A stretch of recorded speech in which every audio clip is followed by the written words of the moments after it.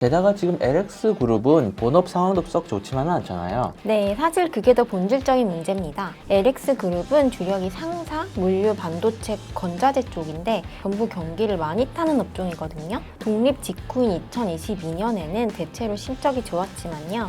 2023년부터 글로벌 경기 침체가 오고 원자재 값이 떨어지면서 나란히 꺾였습니다. 주요 계열사 LX 인터내셔널이나 세미콘, 하오시스 보면은 외형과 수익성이 전부 하락세예요. 구영모 사장 입장에서는 단순히 지분을 물려받는 걸 넘어서 내가 회사를 다시 성장시킬 수 있다, 이런 걸 숫자로 증명해야 하는데 대외 환경이 좀 안 받쳐주는 거죠.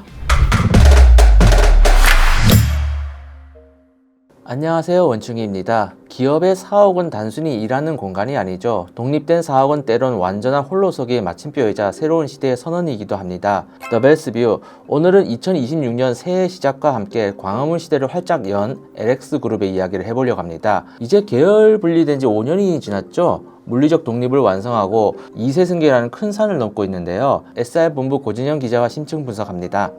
안녕하세요. SR본부 고진영입니다. LX그룹 2026년 1월 이제 아주 뜻깊은 시간이 됐습니다. 이제 드디어 내 집 마련의 꿈을 이뤘죠. 네, 작년 10월 LX홀딩스가 LG한테서 LG 광화문 빌딩을 5,120억 원에 매입했고요. 올 1월부터 본격적으로 통합사업 체제에 들어갔습니다. 사실 그동안은 LX 인터내셔널이나 판톤스 같은 핵심 계열사들이 이 건물을 빌려 쓰고 있었거든요. 하우시스나 세미콘 같은 다른 계열사들은 뿔뿔이 흩어져 있었고요. 애초에 독립했을 때부터 현판식이나 이런 걸 따로 안 하고 그냥 LG 빌딩에 조용히 들어가서 업무를 시작했었습니다. 아무래도 건물 외벽에 LG 현판이 떡 걸려 있으니까 새빵살이 느낌이 좀 더 컸죠. 사실상 사업적으로는 LG에서 나왔지만 집은 여전히 형님 댁에 얹혀 사는 모양새였잖아요. 하지만 이제 LG 현판도 떼고 LX 로고가 박힌 입간판도 세웠더라고요. 네, 분가 5년 만에 계열사들을 전부 한 지붕 아래 모았는데요.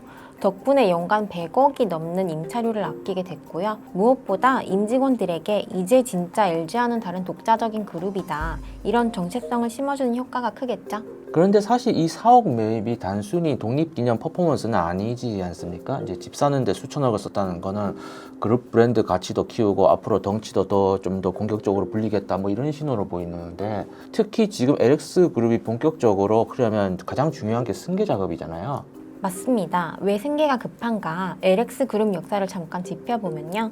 우선 LG가는 장자가 승계하고 동생들은 계열 분리를 독립해 나가는 전통을 4대째 지키고 있잖아요. 그런데 구본진 회장은 조카 구광모 LG그룹 회장이 취임하고 나서도 한동안 LG 고문으로 있었거든요. 그러다가 2021년 5월이 돼서야 LX그룹을 꾸려 나왔습니다. 형제들 중에선 가장 늦었죠. 범 LG가 전통이 약간 좀 아름다운 이별 이런 느낌인데, 이제 그 마지막 퍼즐을 이제 찍었습니다. 구본준 회장이 51년생이잖아요. 이제 독립 당시에는 이미 70줄이 넘었고요. 네, 그래서 그룹 출범과 동시에 승계 작업을 굉장히 속도 있게 밀어붙였죠.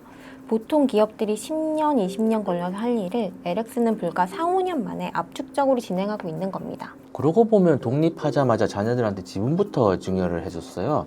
당시 상황을 보면 LX홀딩스가 떨어져 나왔어도 원래 구광모 회장이 보유했던 이제 홀딩스 지분, 그리고 구본준 회장이 가졌던 LG 지분이 그대로였잖아요. 각각 15.95%, 7.72%였는데 그러다가 2021년 12월이었나요? 이제 구본준 회장이 보유하고 있던 LG 지분 4.18%를 이제 블록딜로 팔고 그 돈으로 구광모 회장 쪽 지분 32.3%를 싹 사들였잖아요. 네, 그리고 남은 LG 지분 가운데 1.5%를 LG 공익법인에 기부하는 방식으로 털어내서 LG 지분을 2%대로 줄였죠. 공정거래법은 동일인 관련 지분율이 3% 미치어야 계열분리가 되거든요. 그렇게 이듬해 공정위에 계열분리 신청서를 접수하면서 LG그룹과 연결고리를 끊어냈죠. 근데 여기서 끝이 아니라 구본진 회장은 본인이 확보한 LX홀딩스 지분 40% 중 절반 정도를 자녀들에게 바로 증여해버립니다. 승계 구도를 최대한 빨리 확정 짓겠다, 뭐 이런 의지가 강력했던 것 같은데요. 그렇죠. 당시 장남인 구영모 LX MDI 사장에게 850만 주, 장녀 구현재 씨에게 650만 주, 이렇게 1,500만 주를 넘겼는데요. 이 증여 한 번으로 당시 상무였던 구영모 사장 지분율이 0.6%에서 11.75%로 순식간에 뛰었습니다. 구본진 회장 다음가는 명실상부 2대 주주가 된 거죠. 그 뒤로 장내 매수도 더해서 지금은 12.15%까지 늘어난 상태고요. 초장부터 승계구도하고 의지를 명확하게 한 거네요. 계열사 활용 같은 우회로 안 타고 지분 반절을 정석적으로 떼어줬다는 점은 거의 LG그룹하고 약간 비슷한 느낌인데, 구광모 회장도 이제 부친 구본모 회장 주식을 상속받을 때 전공법을 썼잖아요. 그런데 이런 전공법의 문제가 이제 세금이잖아요. 지분을 그렇게 많이 받았으면 증여세가 상당할 텐데 재원은 어떻게 마련하고 있나요? 세금 부담이 만만치 않긴 하죠. 상장 주식은 증여일로부터 60일 이전 그리고 60일 이후 이렇게 120일의 평균 종가로 증여세를 확정하는데요. LX홀딩스 주식은 당시 주당 10,000원 수준에서 움직였거든요. 주당 10,000원으로 치면 구회장이 증여한 1,500만 주, 그러니까 지분 가치로는 1,500억 원이네요. 최고 세율 50%의 할증과세 20%를 붙이면 두 남매에게 부여된 증여세가 한 900억 정도 나오겠는데요. 이 중 구사장 목이 510억 원이고요. 네, 현금으로 한 번에 내긴 당연히 불가능했겠죠. 그래서 사촌형인 구광모 회장처럼 구사장도 LX홀딩스 주식을 담보로 잡고 나눠내는 연부 연납을 선택했습니다. 그런데 여기서 주목해야 할 게 바로 LX홀딩스의 배당 정책인데요. LX홀딩스는 주요 계열사들의 실적이 좋든 나쁘든 배당을 후하게 주고 있습니다. 보니까 이제 2022년부터 매년 200억 넘게 배당 중인데요. 2024년까지 3년간 총 676억 원을 배당했고, 지분율대로 이제 계산기를 두드려 보니까 이제 구용모 사장이 한 81억, 구현재 씨가 58억을 가져갔고 합쳐서 한 139억 정도네요. 네, LX홀딩스는 2026년까지 당기 순이익의 35% 이상을 주주에게 환원하겠다고 공시하기도 했는데요. 결국 배당금을 승계 재원으로 쓰고 있다고 볼 수 있습니다. 아마 앞으로도 배당금을 활용해서 지분을 더 확보하겠죠. 아무튼 지배력이나 하드웨어는 어느 정도 세팅이 된 것 같은데, 하지만 경영 승계라는 게 지분만 있다고 되는 건 아니잖아요. 경영 능력, 그러니까 소프트웨어를 입증해야 되는데 이 역할을 하는 곳이 바로 LXMDI라는 회사죠. 네, 이 LXMDI가 승계 시험대라고 보시면 됩니다. 2022년 말 설립된 LX홀딩스의 100% 자회사인데요. 구용모 사장이 처음부터 대표이사를 맡았죠. 그룹사 경영 컨설팅을 하고 계열사 사업 방향이나 전략 수립을 하는 곳입니다. 인재 육성도 담당하고요. 쉽게 말해서 그룹의 두뇌, 컨트롤 타워 역할을 하는 거죠. 계열사 정보를 한눈에 쥐고 볼 수 있는 자리라는 거죠. 후계자 수업하기는 딱 좋겠네요. 그런데 이 회사 매출 구조를 보면 좀 우려되는 부분도 있는데 거의 전적으로 내부 거래에 기대고 있지 않습니까? 그렇죠. MDI 매출은 대부분 인터내셔널이나 판돈스 같은 계열사들이 주는 일감에서 나옵니다. 계열사 내부 컨설팅을 하니까 독자 생존은 어려운 게 당연하겠죠. 땅 짚고 헤엄치기 시기라는 말이 나올 수도 있는데요. 승계받는 입장에서는 이만큼 안전하고 좋은 구조도 없습니다. 하긴 규모는 장하가도 영업이 안정적이고 그룹 전체 사업을 익히기도 좀 쉬우니까, 작년 9월 말 기준 LXMDI 매출을 보니까 이제 78억 원이 나왔는데 그 전년 연매출이 73억 원이거든요. 이미 3분기 만에 전년치를 넘어섰어요. 네, 하지만 이런 사업 구조가 안고 있는 리스크도 분명 있습니다. 최근 바뀐 상법 이야기 하시는 거죠.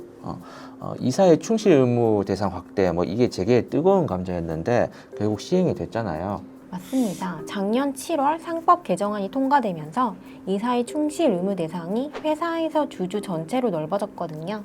이렇게 되면 계열사 간 내부 거래를 하다가 법적 분쟁이 휘말릴 가능성이 예전보다 커진 거죠.